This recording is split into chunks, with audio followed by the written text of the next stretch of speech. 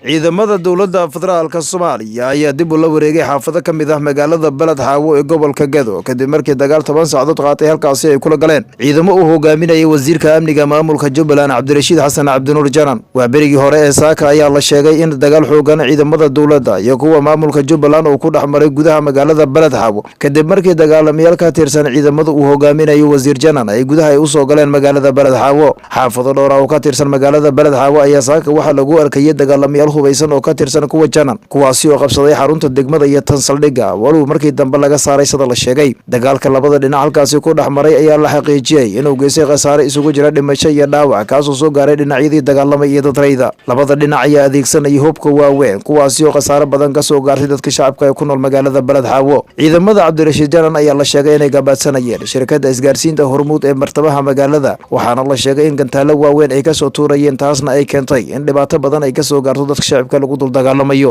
dagaalkii maanta oo 3 jeer la isku laabtay ayaa waxa ka hadlay dowladda federaalka Soomaaliya waxaana ay sheegtay in gabi ahaanba dagaalkaasi la soo afjaray isla markaana lagu jibiyay ciidamada uu hogaaminayay wasiirka amniga Jubbaland dowladda Soomaaliya ayaa sidoo kale waxay sheegtay in dagaalkaasi ay dabada ay ka riixaysay xukuumadda Kenya waxaana ay sheegtay in ay faraha ay kala baxdo xukuumadda Kenya gardarada ay ku soo qaaday isla markaana dagaalkii maanta lagu soo qaaday balad xawo ay ka dambeysay dagaalkii maanta ayaa la sheegay in askar badan oo ka tirsan dowladda iyo kuwa Jubbaland lagu dilay sidoo kale dowladda Soomaaliya waxay sheegtay in 100 askari oo ka tirsan dagaalamayaasha u dagaalamayay Cabdirashiid Janan gacanta lagu soo dhigay dagaalkii maanta ayaa ahaa mid aad u culus isla markaana dadka magaaladaasi ay ka baqdin qabeen mar kale halkaasi ay ku dul dagaalamaan walow dagaalka oo soo gabagaboobay 12 duhurnimo ee maanta magaalada balad xawo ayaa caawa degan waxaana laga cabsi qabaa in mar kale halkaasi ay ku dagaalamaan ciidanka dowladda iyo kuwa Cabdirashiid Janan oo ku sugan duleedka magaalada balad xawo wararkii ugu dambeeyay ee dagaalada balad xawo ayaa sidoo kale waxa ay sheegayaan in 2 diyaaradood oo sida dhaawacyo fara badan gelinkii dambe ee maanta ay ka soo degtay garoonka diyaaradaha aadan cadde ee magaalada Muqdisho